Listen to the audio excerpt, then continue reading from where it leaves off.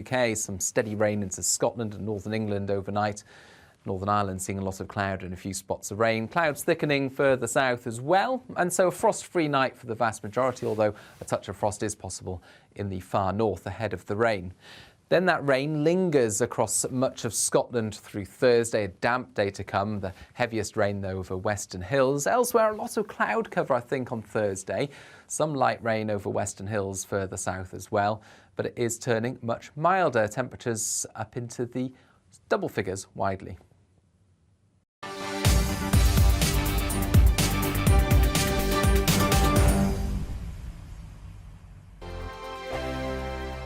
Here on GB News Live, we'll be keeping you in the picture, finding out what's happening across the country and finding out why it matters to you. We'll have the facts fast with our team of reporters and specialist correspondents. Wherever it's happening, we'll be there from 12 noon on TV, radio and online. GB News, the People's Channel, Britain's news channel.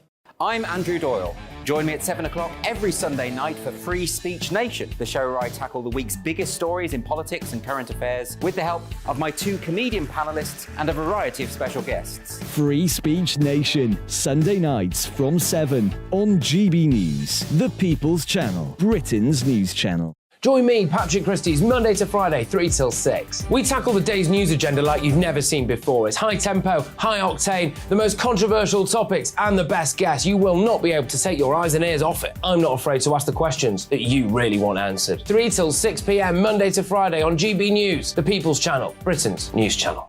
Join me every Sunday at 6 p.m. for Gloria Meets. In exclusive interviews, I'll be finding out who our politicians really are and what they really think. It's something that you would never want anyone to suffer. I didn't know what channels there were. I didn't think I'd be believed. I must have weighed about 7 stone and I'm 5'8". My instincts was to sort of cover this up. I mean, clearly that was a mistake. Join me every Sunday at 6 p.m. on GB News, the People's Channel, Britain's news channel. We are GB News, right across the nation. You can get us on television, on radio, on digital. We're absolutely everywhere. Amazing! You see, amazing! You remind me of me in the European Parliament. But here's the most important bit. We are not part of the mainstream establishment. We think and speak just like you do. We are the People's Channel. Magnificent. That's really, really thoughtful. Come and join us on GB News, the People's News Channel. Monday to Thursday, 9 p.m. till 11 p.m, join me, Dan Wootton. I'll bring you the sharpest takes and hottest debates. Do you not believe in prisons? I don't believe in prisons. I'm completely stunned. I guarantee you there'll be no spin, no bias, no censorship. I actually was personally quite offended by it. And no reason to go to bed. So I guess they've always been quite woke. That's Dan Wootton tonight on TV, radio and online. Monday to Thursday from 9 p.m. till 11 p.m. on GB News, the People's Channel, Britain's news channel. This year on GB News, we've got brand new members in the family. Join us. Across the entire United Kingdom, we cover the issues that matter to you. GB News will always stay honest, balanced and fair. We want to hear whatever is on your mind. And we don't talk down to you. The establishment had their chance. Now we're here to represent you. Britain's watching. Come join us on GB News, the People's Channel, Britain's news channel.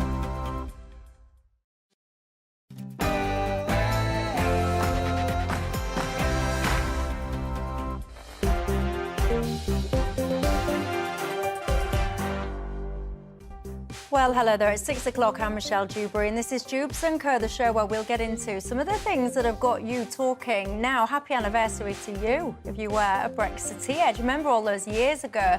How's it going so far for you? Are you one of those people, by the way, that have been polled and said that if you was doing your vote again today, you'd basically change your mind? I have to say, I don't know any Brexiteer that is in that camp, and I have never, in all of my life, been polled for anything.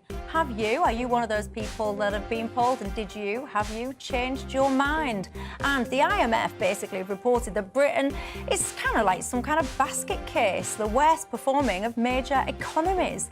What's going on there, do you think? I want your thoughts. And teachers, rail workers, you name it, everyone's striking these days, aren't they? But get this, teachers won't even tell their schools if they're going into work tomorrow or not, because they don't have to. I mean, really? If I was a teacher, I wouldn't be able to look my pupils square in the eye right now. What do you make to it? Do they just have their own best interests at heart? Have they forgotten about the people that they're supposed to serve? And children watching pornography by the age of 9. How on earth do you stop this? Last but not least as well, is this nation corrupt? I'll have all of that to come, but first let's bring ourselves up to speed with tonight's latest headlines.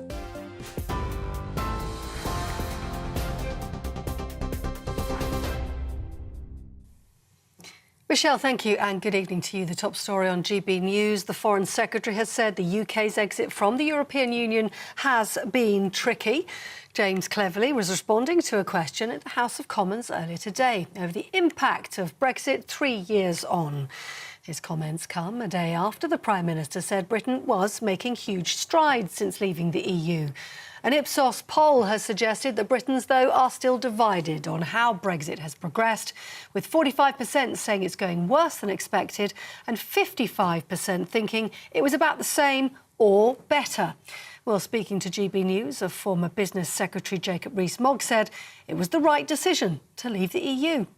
Bear in mind, though we left 3 years ago, we remained tied into European rules and regulations for a further 11 months. So it's only a little over 2 years. But in that 2 years, we have avoided jolly nearly 8,000 new EU regulations, and we've saved taxpayers £191 billion purely and simply by not being signed up to the EU's post-COVID rescue programme. Even our fish are doing better. I saw there was a 63% increase in our catch of cod last year. So it's good for British fishermen, which we always promised Brexit would be. Now, as you've been hearing, a new report by the International Monetary Fund is predicting a negative outlook for the UK's economy. The IMF forecasting the UK's gross domestic product, or GDP, will shrink by 0.6% over the coming year. But the IMF was wrong last time. In October, they predicted a growth of 0.3%. The Chancellor, Jeremy Hunt, says Britain outperformed many other financial forecasts last year, despite higher interest rates and tighter government budgets. But the Shadow Chancellor, Rachel Reeves, is blaming the IMF's stance on 13 years of Conservative government policy. Can he explain why the UK is still the only G7 economy that is smaller now than it was before the pandemic? Why is the UK the only G7 economy with its growth forecast downgraded this year? Why are we at the bottom of the league table both this year and next year too? And can the Minister answer this? Why should anyone trust the Conservatives with the economy ever again? Well, away from the economy, Lancashire Police have said within the last hour they're now speaking to a key witness they were appealing to come forward in the search for the missing mother of two, Nicola Bulley. The 45-year-old woman was last seen next to the River Wyre out walking her dog on Friday. Her mobile phone was later found on a bench and her dog was discovered running loose nearby. Tens of thousands more teachers have joined the UK's largest education union to take part in mass strikes tomorrow. The National Education Union says 40,000 school staff signed up in a fortnight. Tomorrow is the first of 7 days of strikes by the union over February and March amid a dispute over pay. The Education Minister, Nick Gibb, described the strikes as disruptive. It is disappointing that the NEU has decided to go ahead with these strikes when we are still discussing issues of pay and workload and other issues very constructively. Even yesterday we were having those discussions, and strikes are disruptive to children's education, particularly after the 2 years of disruption during the COVID pandemic, and it's disrupting to parents and families as well. International news, and Ukraine's foreign minister says his country will receive 120 to 140 Western tanks in a first wave of military hardware deliveries from a coalition of 12 countries. Meanwhile, footage has been released of Ukrainian soldiers being trained on how to use Leopard 2 battle tanks in Poland. They've been supplied by Germany to help support Ukraine in its ongoing war with Russia. It's expected, though, to take up to 5 weeks before crews are ready to use the vehicles in battle. Here, the Princess of Wales says it's essential to know what's needed to help the future generation become happy, healthy adults. Launching her new early years campaign called Shaping Us, the Princess says she hopes to help people understand how early childhood affects later life and adulthood. Kensington Palace says the importance of early years development will be a key focus for Kate for the rest of her life. Vanity Fair royal editor and author Katie Nicholl says Kate's hoping her lifetime project becomes part of the national conversation. I think it's significant that she's used her first sort of big moment as the Princess of Wales to launch this long-term campaign that is going to be screened in cinemas. You're going to see it on billboards. We're all going to be talking about this, she hopes, in the same way that we've all started talking about mental health. You're up to date on TV online and DAB Plus radio. This is GB News. Back now to Dewbs Co.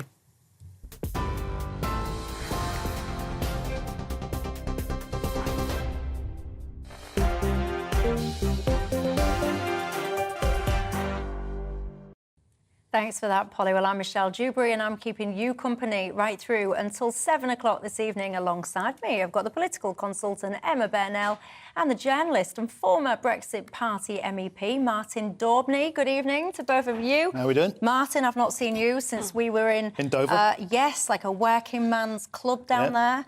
That was very good times. We'll be out again soon. Yes, we will be out again on the road. Watch this space. We do like to be, well, I quite frankly like to be in a pub. I'm not going to lie about it, but I do like the live shows. Looking forward to the next one. You know the drill as well, don't you? It's not just about us three in the studio. It's about you at home as well. What's on your mind tonight? I want your thoughts on everything we'll be discussing tonight. Brexit anniversaries, the IMF's forecast. I want to talk to you about children seeing content that, let's face it, they really shouldn't be online. How do you stop that, though? And striking teachers tomorrow, they won't even tell their headmasters, in some cases, whether or not they're even going into work or not. How do you even plan for that as a parent, a grandparent, if someone that looks after a child? And I do ponder, has this gone beyond the point where it should have done now? Do teachers care about their pupils anymore, or do they just care about their own back pockets? Am I being harsh? You tell me. GBViews at gbnews.uk is the email, or you can tweet me as per usual at GBNews or at Michelle Dewbs. Lots of you getting in contact already, by the way. Michael says, Michelle, I am showered, fed and watered. I've got a nice cup of coffee and I'm ready for a great show. Happy days, says Mick. That is the kind of life insight I like. Why are you drinking coffee, though, at 6 p.m. on the night? Anything after 4 o'clock, that's it. I would not sleep. But each to their own, I guess. Let's have a look what else you guys are saying. David is saying, Brexiteer for life. I just need a government that can properly deliver it. I'm trying, by the way, David, to give you a moment of glory and get your comments up on my screen, but it's not working. I'll keep trying. We are free, says Chris. Nothing else matters. It'll take time for such a big change. I was asking as well, are you somebody who has been polled and has changed their mind about Brexit? I don't know where they seem to find these people, because every Brexiteer I've ever met doesn't change their mind, hasn't changed their mind. And I don't even think I know anyone that's been polled. Maybe I just need to get out more, make some new friends. I don't know. Have you been polled on anything before? I have not. I have found someone, though, that's changed their mind, Nigel. I don't think it's Nigel Farage. He says, I have changed my mind after my vote on Brexit. There's a but. He says, I voted Remain, but I would absolutely vote Leave if the question was asked again. Good lad. Keep your thoughts coming in on that. Because the reason we're talking about Brexit is this day, 3 years ago, what were you doing? I've got to say, Martin alongside me as well, we were down Parliament Square in London. Some people might have been sat down in a dark room shouting, why at the ceiling? Which camp were you in? It is exactly 3 years since we went on to leave the European Union. I remember that night, actually, Martin, so I do. We were all at the Parliament Square. There was a huge atmosphere. It was almost like carnival-type atmosphere. But let's fast forward to the here and now. Many people being very critical of Brexit, saying, you know, it would basically broke the country and all the rest of it. Where do you stand on it? I think Brexit was the greatest opportunity this country had since the Second World War It gave a huge democratic voice to those who've been voiceless for many, many years. We've denied any form of immigration debate, denied any form of debate on leaving the EU. And then when it happened, the political establishment did everything it could to try and stymie it. That's why I got involved. I went to Brussels to make sure the job got done. But the doubts set in as to the veracity and the determination of the Conservative government to actually get Brexit done when we saw the withdrawal agreement on October the 17th, 2019. And I was on Question Time that night, a very hostile audience, as you can probably imagine. And it was abundantly clear in that 72-page document. Matt Hancock was on the show, by the way. He hadn't read the document, an early indicator of his ineptitude. On fishing, on state aid, on Northern Ireland, on the border down the Irish Sea, on the level playing field, on taxation, on supremacy of European law, there were still holes. There were ways back through the cat flap, either for the EU to come into our territory or for politicians to row back. And I think that the Conservative Party gave us a Brino, a Brexit in name only. I think it was a failing. We should have gone for a clean break. And those fracture lines have come back to haunt us. And worse than that, Michelle, I think now the Tory government has amazingly squandered this 80-seat majority. I think we will see a rowing back. It seems certain that Labour will get in. They've already talking about getting closer alignment with the European Union, and we haven't taken back control of our borders. That's one key thing. It's worse than ever before. I was just about to say, it's gone the opposite way, I would argue. And so I would say it was the best opportunity we had for sovereignty and independence in our lifetimes, and the Tories threw it away.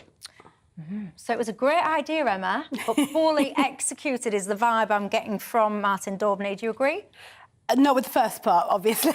I'm here to be your voice of the other side. Look, I was a Remainer. Here to share your valid views as well. And my valid view is I was a Remainer. I really wanted to stay in the EU, but I think the Remain campaign got loads of things really badly wrong that the Brexit campaign didn't, in fact. And I think it is so worth us all taking a moment to think about that and what those people... And when you say you haven't met a Brexiteer that's changing their minds, I think there are people like me who are incredibly passionate on the Remain side. There are people like yourselves who are incredibly passionate on the Brexit side. And then there's everybody else in the middle. And there's probably quite a few of those who voted for Remain but were like, OK, well, it's happened now, just get on with it. There were others who voted for Brexit for a lot of different reasons, and I think a lot of them were much better appealed to. The Brexit campaign did a much, much better job at reaching those people who may have never voted before, than the Remain campaign. I used to get so frustrated. I used to say, why are you fighting this campaign as if it's the letters page of the FT and not actually something that exists in people's lives and in the pub and in the living room and in the working man's club, as you said.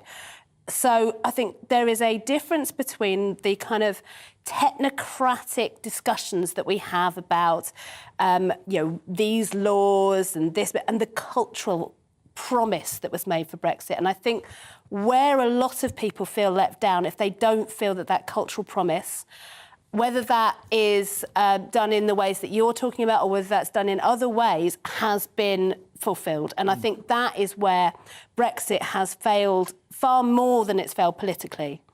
Someone that will never forget where he was. He says he'll never forget this day as long as I'm alive. He's talking about the anniversary. He said we had a Brexit party with fireworks, but unfortunately, Michelle, I broke my ankle running away from the fireworks. That was 3 years today. Andrew, goodness me, safe distance at all times.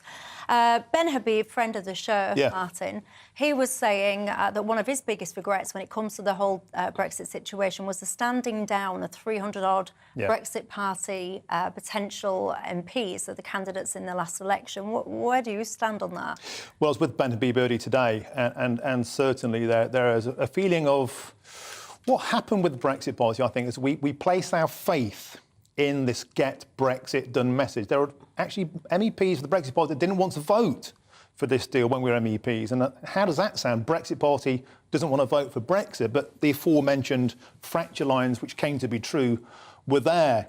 I certainly think that democratically we'd have a healthier constituency and parliamentary process if some Brexit party MPs got over the line to carry on holding the Conservatives' feet to the fire.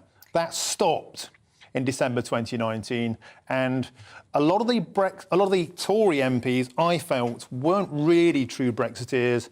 They had all the authenticity of one of those guys in a hostage video saying, let's get Brexit done. They never really believed in it. And I think, historically, maybe even Nigel might say it was perhaps a mistake to have stood down.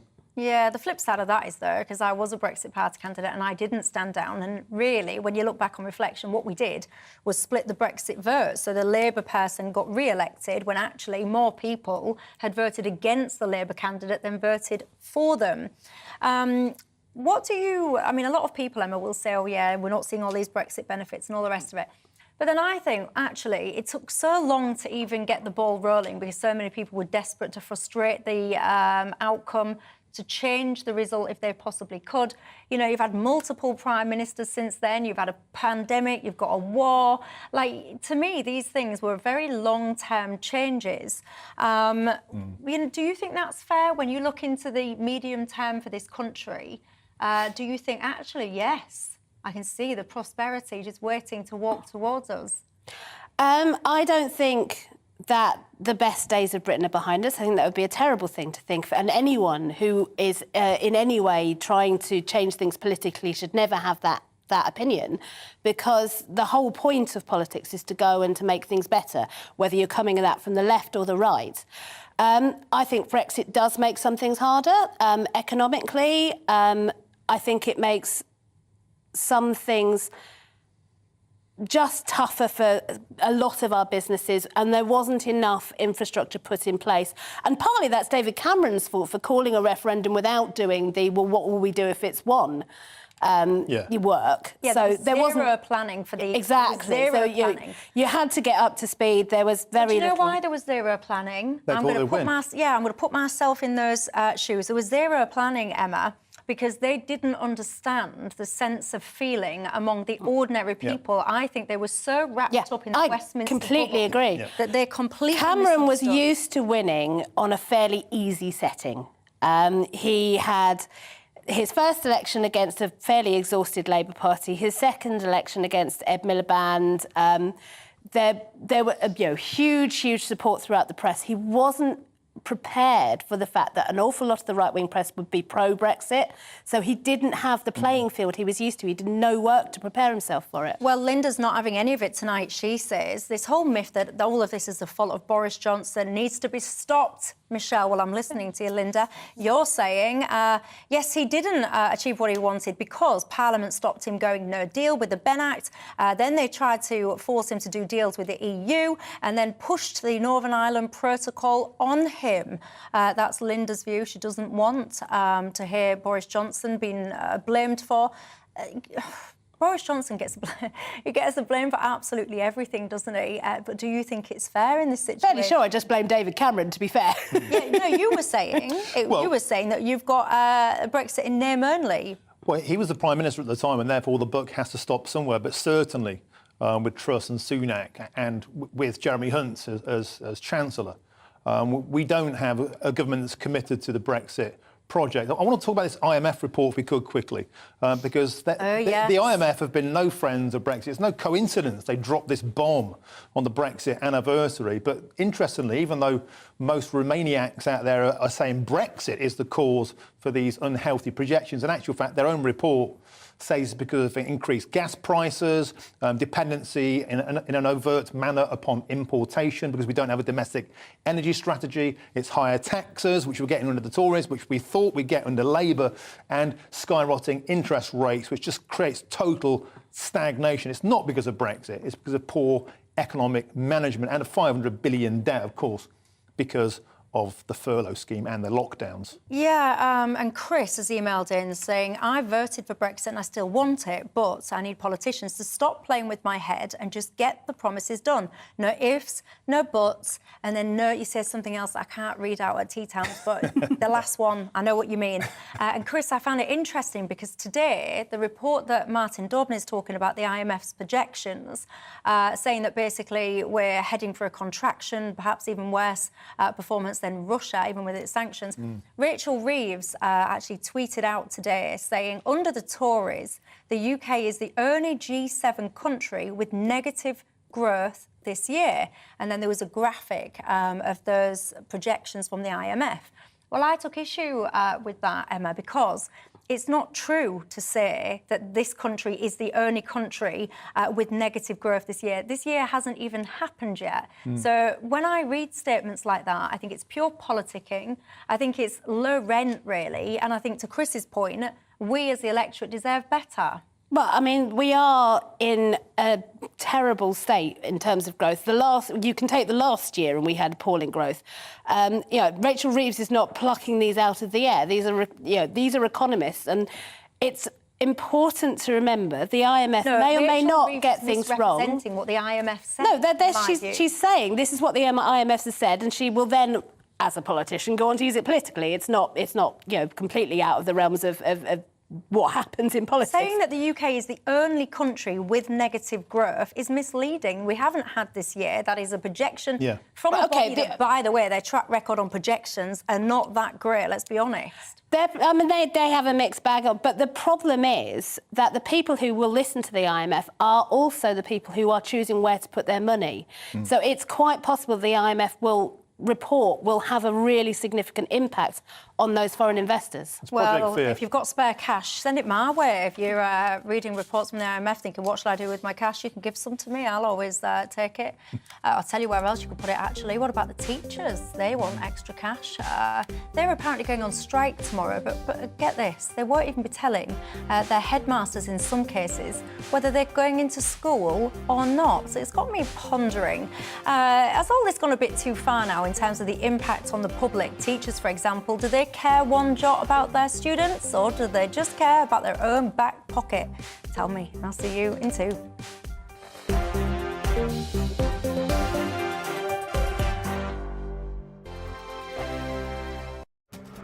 This year on GB News, we've got brand new members in the family.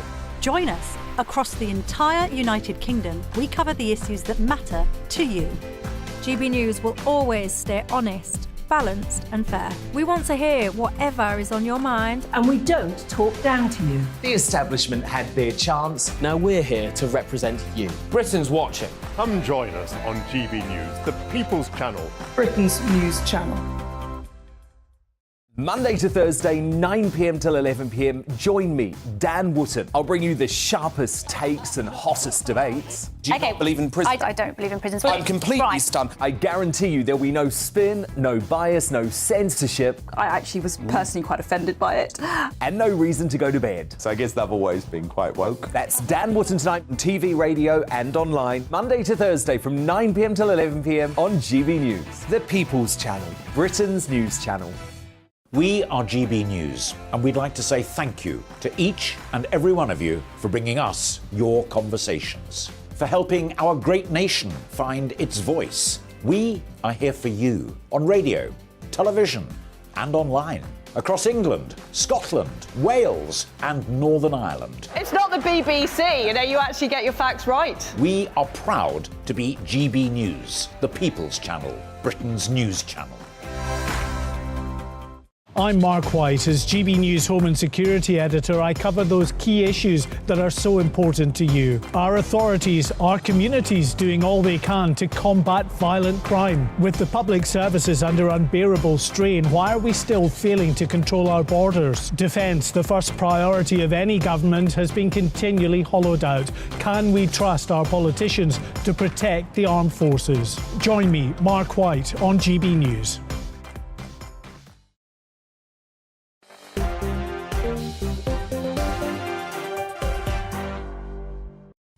Hello there, I'm Michelle Dewbs. This is Dewbs Co. We're keeping you company right through till 7 o'clock this evening. Alongside me, I've got the political consultant Emma Burnell and the journalist and former Brexit Party MEP Martin Daubney.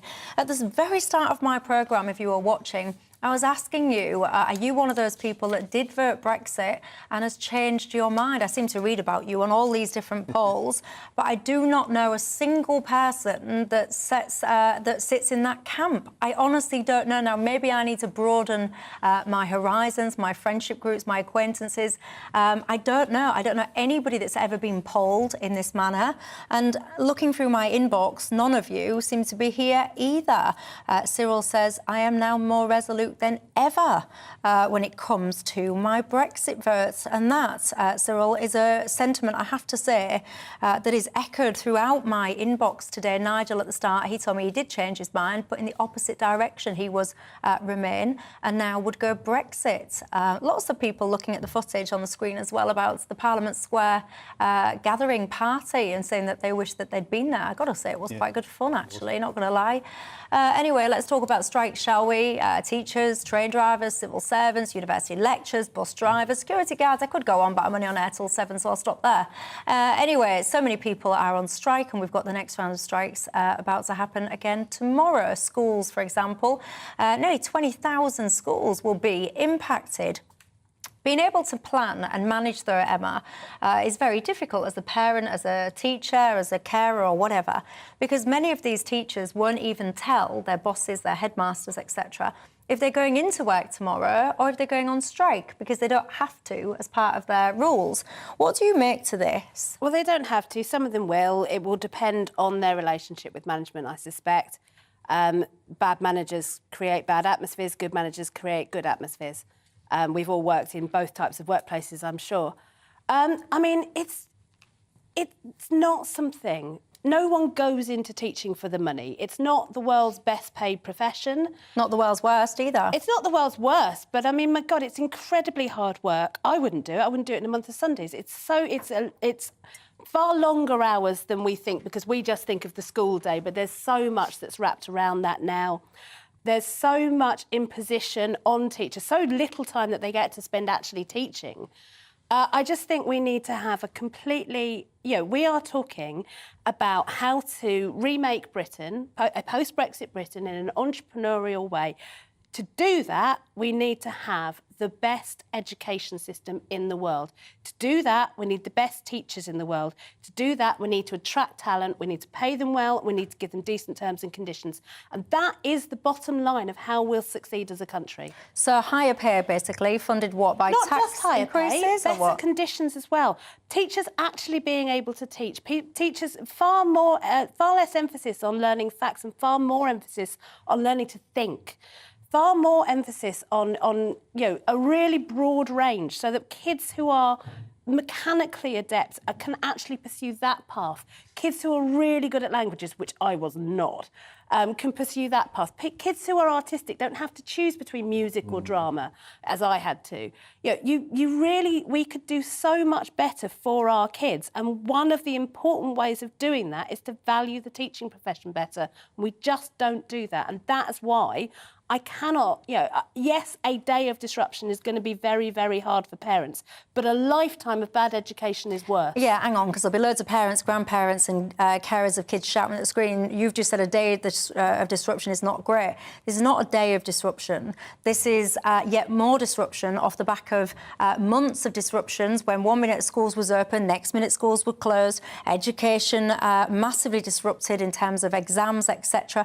And I think actually you got a bit of a cheek as a teacher, not even having the respect for your pupils to enable their parents to arrange cover for them if you're going to go on strike. Yeah, I come from a teaching family. My partner's a TA, lots of my friends are teachers, and they're involved in the strikes tomorrow. And I don't think this is about pay at all, it's about politics. The National Education Union has been a disgrace since the beginning of the pandemic, when they politicised COVID and they politicised masks, they politicised the data, they were making out teachers were twice as likely to get COVID than the general population. Turned out to be completely untrue. The highest risk group was supermarket workers. Every crisis has been utilised to play politics. They are the most militant and the most socialist, the most left-wing of all the teaching unions. And not only that, but I know from my direct experience, they are applying pressure to other union members of different unions tomorrow to go on a walkout to back the NEU. Otherwise, they're being seen as traitors and scabs. Now, I come from a coal mining background. This feels, I think, reminiscent of that bullying that was going on then, and they don't give a damn about the kids. Because if they did, they wouldn't have politicised lockdowns and they wouldn't be doing this. Teachers care about children. I absolutely believe that. The unions, I don't think, do. It's a different thing. So if a teacher cares about a pupil, how come then they would not want that pupil to be well cared for, minimally disrupted, say, tomorrow when they go on strike, by not telling their school, right, I'm off, I'm not coming in, you've got to do something about this. If you care for your pupil, why would you do such a thing? Because they want to logistically make it a nightmare for the schools. And that's what I'm saying. It's about maximum disruption. So children are pawns in this game? Precisely. And 100,000 children never got back into the mainstream education system after lockdowns. And that's because I believe schools were shut too long. They were an early casualty. There was never any data to support lockdowns amongst the spreading of COVID by children that stood up, the same as mask wearing, and it's the same again. This is politics, and it's because they want to get a Labour government in, and they are going to make sure that Labour give them what they want because they bankroll the Labour Party, and that's what this is about. This is about changing the government. To the Labour Party, they don't give them any money at all. This is about changing governments. I mean, there are NEU members who are Conservatives, there are NEU members who are Lib Dems, there are NEU members who are Labour. Maybe not. There's quite a few who are just not affiliated at all. But the NEU don't give any money to the Labour Party. They're not an affiliated union. Are you saying they support the Conservative government? I'm saying they don't support any government at all or any political party. So they have always been independent of political parties. That's a very deliberate choice by the NEU. I think that's fantastical thinking at best. I really do. I mean, but it's just fact. They're not affiliated. They don't give any money. So you don't think at all there's any element of these strikes, the joined-upness of them and all the rest of it, that is perhaps politically motivated? I mean, it depends what you mean by politically motivated. I'll tell you what I mean. They are trying to get the government to change their mind. If that's what you mean by politically motivated, then yes, they are putting pressure on a political government. But what they are not doing is doing that in order to play party politics. They are using their best leverage against the government. The government is run by a political party. Hey, that don't wash with me. Does it wash with you at home? Emma reckons that this is not kind of politically motivated to any true sense of the word. I do. I think there's absolutely an element of, particularly these things that apparently are not coordinated, but it just so randomly happens that all these things are happening on the same day. A bit weird if you ask me.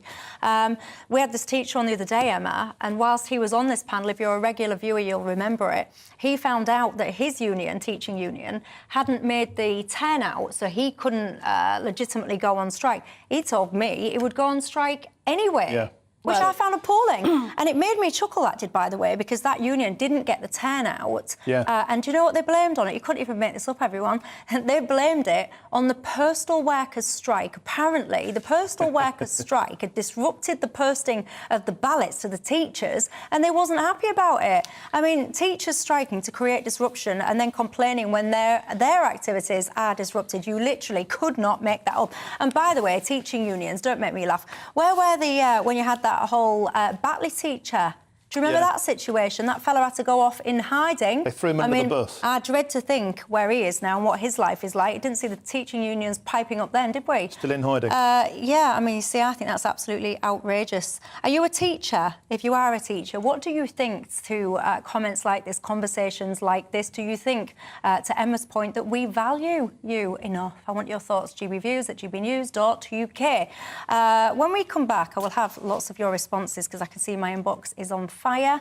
Lots of you with opinions that are very strong tonight. I also want to ask you, how on earth do you stop children viewing online pornography? I actually don't think you can, and I think it is desperately worrying. But maybe I'm wrong. Maybe there is a solution after all. What is it? You tell me, and I'll see you in 2.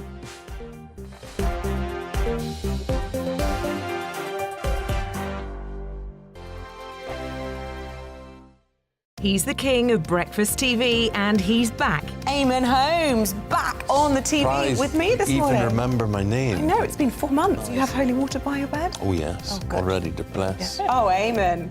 Oh. Why do you not believe anything I say? Eamon Holmes back on GB News Breakfast at 6 a.m.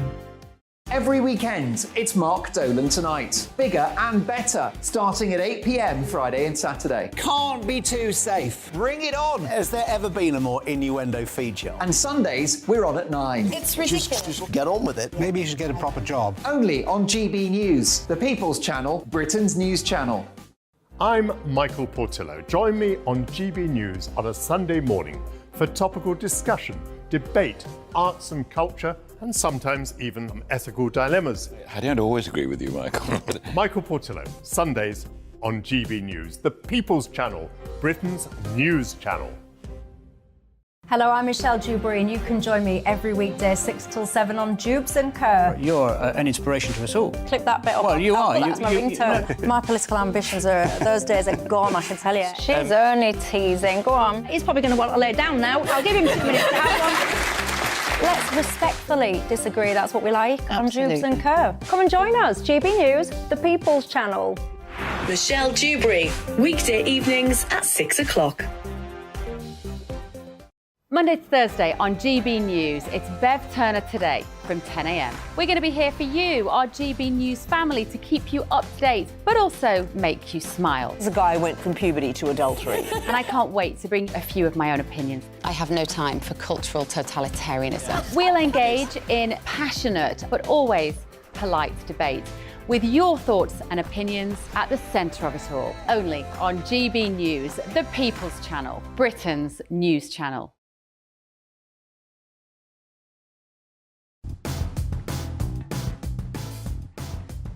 Coming up on Dan Wootton tonight.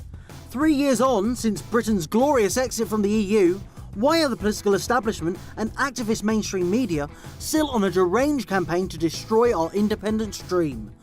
Brexit heroes Sir John Redwood and Nigel Farage weigh in live. Plus, there'll be unfiltered opinion from US media superstar Megyn Kelly and Fleet Street legend Kelvin MacKenzie. That's Dan Wootton tonight, 9 p.m. to 11 p.m, only on GB News.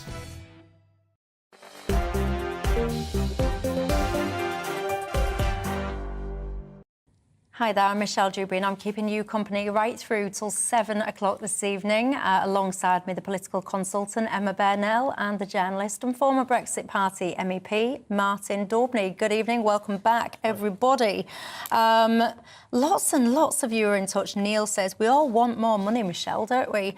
We're all in this mess together, but not everyone is going to get it, he says. The most he got was 5%, and his wage isn't that good in the first place. Marianne says, my granddaughter was doing her GCSEs throughout COVID and is now impacted again with her A-levels, and it is so unfair.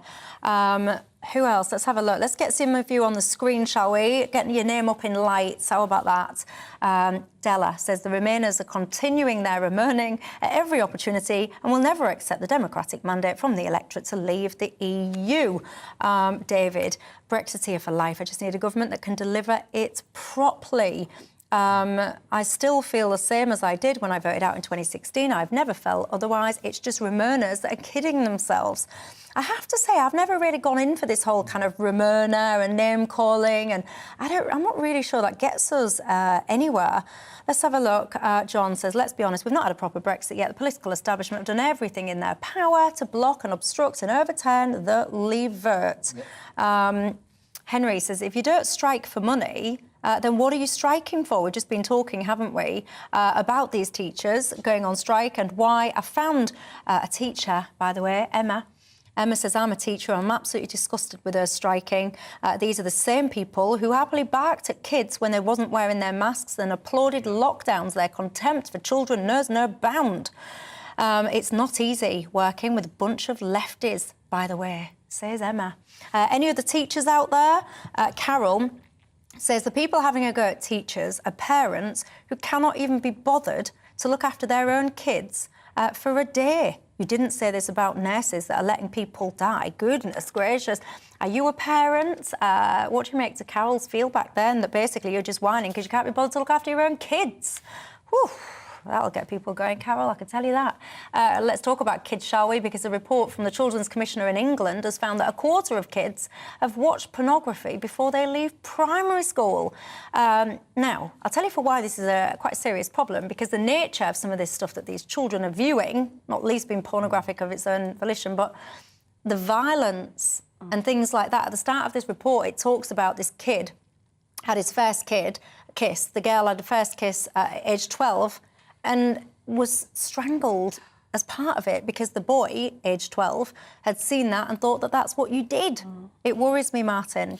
Yeah, 10 years ago this spring, I made a programme for Channel 4 called Porn on the Brain. You remember that time when we were working together on another broadcast? I do, my love, yes. We found out then precisely what's happening now, and that is it was more or less uniform for children to be exposed to this stimulus at an early age because of the onset of smartphones and the internet and the fact that you just cannot control this or stop this. And so what happened next was that David Cameron at the time started using this as a way of demonising boys as being potential sex offenders in waiting, which struck me as a really damaging and horrendous thing to say for the vast majority of young men who are amazing or just confused about what's happening, or they're growing up in a vacuum where this normalisation of more extreme things is becoming commonplace, and a few people misuse it, the vast majority don't. So we've kind of moved on nowhere in the last 10 years. I've spoken to about 35,000 British teenagers in a variety of schools across the UK, from the most elite,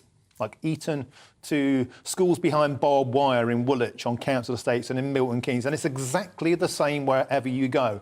When I ask the kids, put your hands up if you've seen porn, everyone's hands go up, including the teachers. I make the teachers take part. Oh, God, how embarrassing to think your teacher... Anyway, go on, sorry. The genie is out of the bottle. And what we need to do is, rather than attempting to use the internet to control it, we can't. Every attempt to make age verification mandatory will fail, because children, trust me, I ask them, put your hands up, how do you get around this? Who knows how to do that? Buff. Yeah. Half the hands go up, and by the end of that lunchtime, everyone in the school will know how to get around it. You cannot stop it via technology. What you can do is form positive interventions where, rather than being judgmental and telling these people that they're potential monsters, you advise them on how to critically consume and ask questions. If it looks like it's painful, it probably is. And if you want to try something, ask. And by the way, if you're a parent and you feel that your son is using this stuff, say, listen, if you see anything that concerns you, ask me about it, because there's no quicker way of turning kids on than prohibition, and there's no quicker way of making them get bored by giving parental consent. Oh, I want to wrap my son up in bubble wrap with an eye mask on and then lock him in a room forever. Emma, thoughts? This is probably one of the few times I'm going to say this. I agree 100% with Martin Dobbs. Yay! There we go. You are completely right on all aspects of this. Have this as recorded, have it as your ringtone.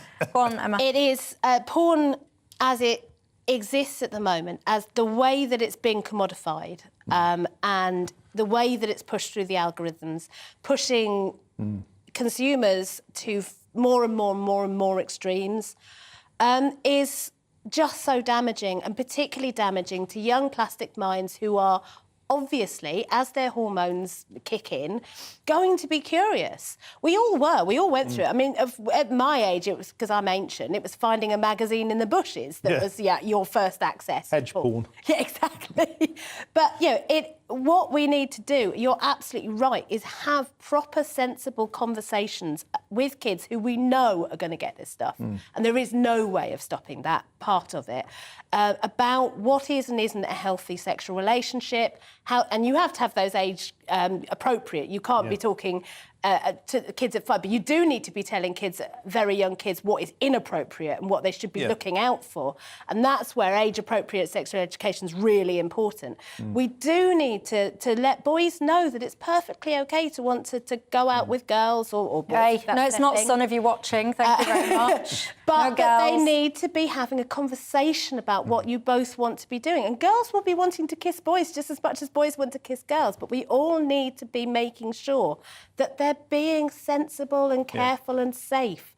And it's creating that atmosphere, I think you're right, is the best and only way that we can deal with this. Oh, gosh, it worries me so much as a mummy. All these things that cross your mind that I never would have worried about before. And by the way, you used to oversee a magazine that was basically ladies with their boobies out. Yeah, I edited a loaded magazine for 8 years, and often during my tenureship as editor, I was accused of being a part of this problem, like a nursery slope. I think those magazines are part of the problem. I don't think they are, and we didn't find any evidence of that. And we did a global scour of the foremost experts on this, psychologists, addiction psychotherapists, experts. We worked with 24 young men who were having a lot of problems with the amount of porn they were using. The thing they told us was they felt overwhelmed by it, they felt addicted to it, and they were worried it would change them. But the huge majority of young men are wonderful and won't do bad things. And it's important that we remember that we don't have a nation of monsters. Yeah, parents, please, please, please, have a look at what your kids are looking at online. It will make your hair curl in some instances. It'll take you 5 minutes to go through their phones or whatever it is. And if you don't know how to do it, just find a local teenager or something. Ask him or her to show you what to look at on your phone. You've got no excuses, really, to try and keep your children safe. Some of this stuff, honestly, it just worries me. It worries me so very, very, very much. What do you make of it all? A couple of you getting in touch, saying that basically just pull the internet connection, Michelle. Yes, but it's not as simple as that, because the second they leave the door and go to their mate at the top of the street that's got a smartphone, then it's all over there. And girls, if you've got a daughter as well, please educate your daughter not to allow people to do these kind of things to you. It's not embarrassing to say no. In fact, actually, on the contrary, it's very brave to stand up against this stuff. That's what I'd say to them. Anyway, let's talk about how corrupt Britain is, shall we, after the break, because the Transparency Index basically is saying that the UK is now 18th in the world when it comes to how bad we are when it's corruption. I have to laugh because one of these days I'll have nothing but good news for you. Today is not that day. I'll see you in 2.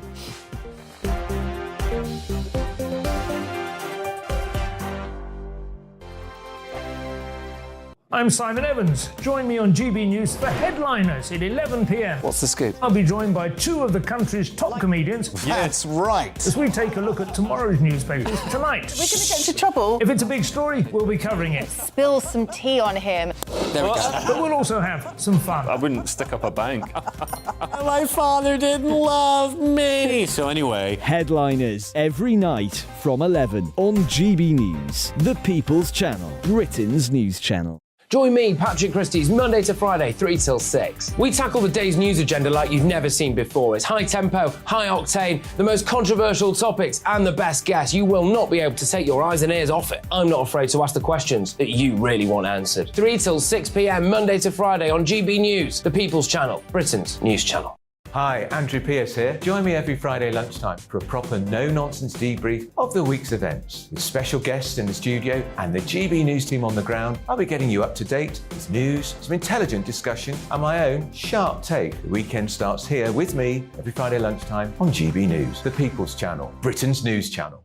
I'm Andrew Doyle. Join me at 7 o'clock every Sunday night for Free Speech Nation, the show where I tackle the week's biggest stories in politics and current affairs with the help of my 2 comedian panellists and a variety of special guests. Free Speech Nation, Sunday nights from 7 on GB News, the People's Channel, Britain's news channel. We are GB News, the People's Channel. And right across the United Kingdom. You can find us on Sky Channel 512. Virgin Media Channel 604. Freesat Channel 216. Freeview Channel 236. And YouView Channel 236. You can also take us with you on DAB Plus Radio. With the GB News app and at the website gbnews.uk. We're absolutely everywhere. Come join us on GB News, the People's Channel, Britain's news channel.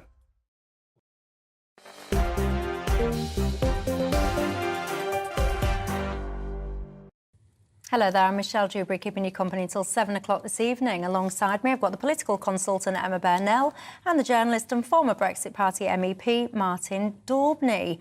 Lots of you guys have been in touch about this, about how do you stop kids from viewing things. You know, so many people are very kind of just tell the parents to sort it out. I wish it was that simple. I fear, though, it is not. Lara says, I've always told my sons that porn is not real and is not like real-life relationships, but unfortunately it's impossible for me to stop them viewing this if that's what they really want to do. Keep your thoughts coming in, shall we? But for now, let's talk about corruption. All of last year's political scandals, basically, we all remember them, don't we? You might not be surprised to learn then that the UK has received its worst ever ranking in a global report on corruption. It ranked 18th, the UK, alongside Belgium and Japan. Topping the list was Denmark, with the worst score going to Somalia. What do you think to this, Emma Burnell? Well, it's not good, is it? It's not the kind of thing you want to be cheering about. I do want to make the case that the corruption is not new. I think on the day that we've seen the police massively apologise for what happened, not just on the day at Hillsborough, but for the years-long establishment fix that was perpetrated against the fans and their families there, that was institutional corruption too.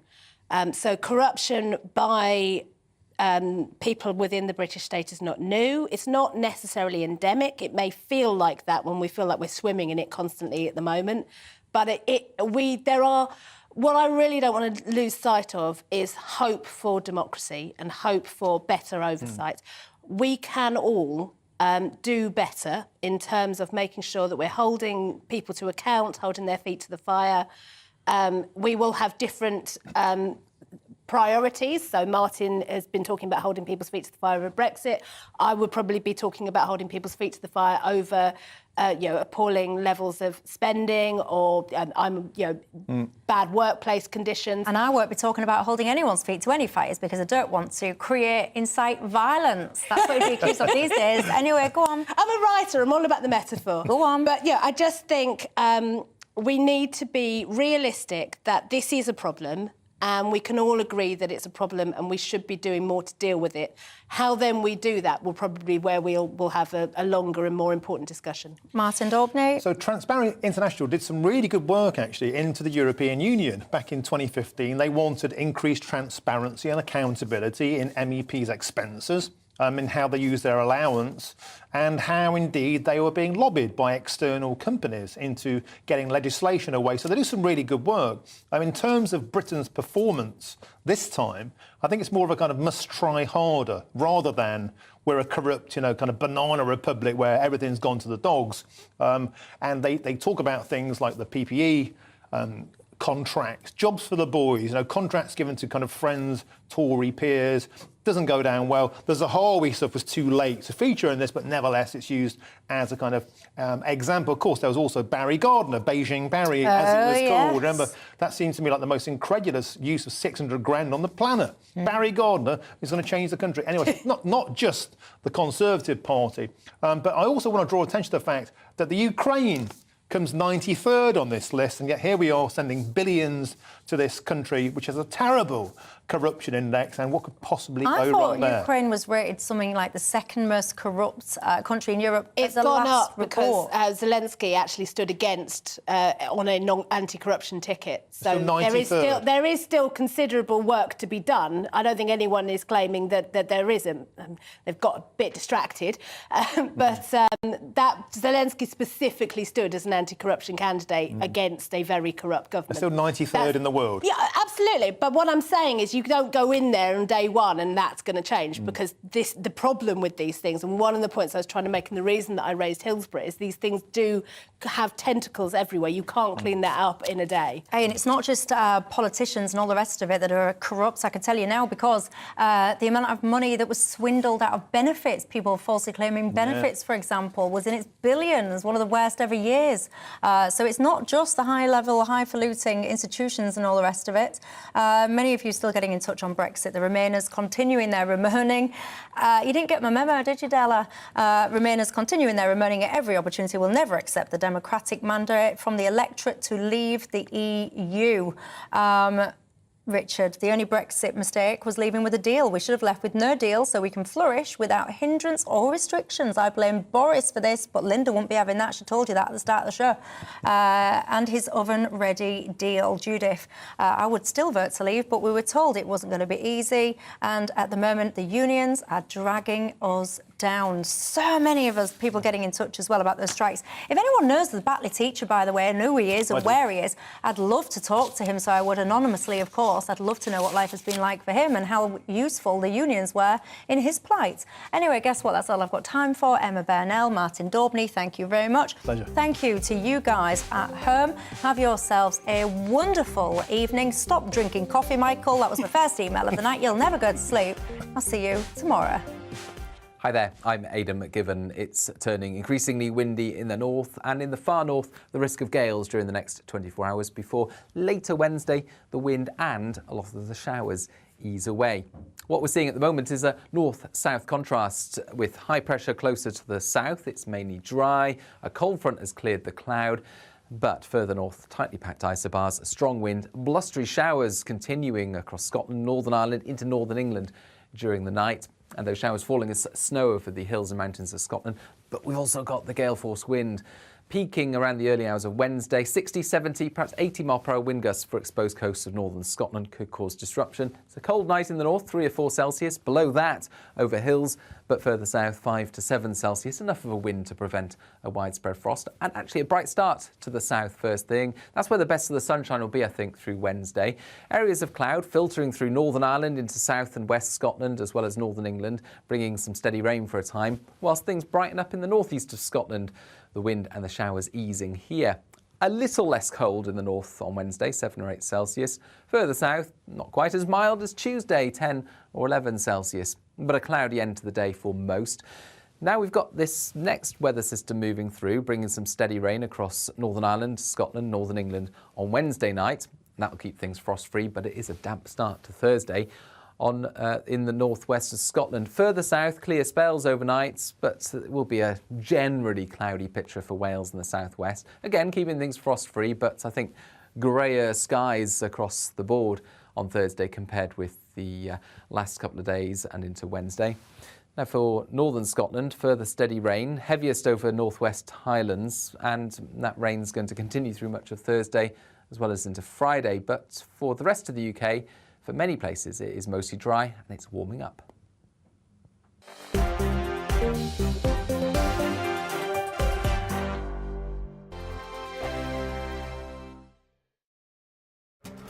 This year on GB News, we've got brand new members in the family. Join us. Across the entire United Kingdom, we cover the issues that matter to you. GB News will always stay honest, balanced and fair. We want to hear whatever is on your mind. And we don't talk down to you. The establishment had their chance. Now we're here to represent you. Britain's watching. Come join us on GB News, the People's Channel. Britain's news channel. Join me, Nana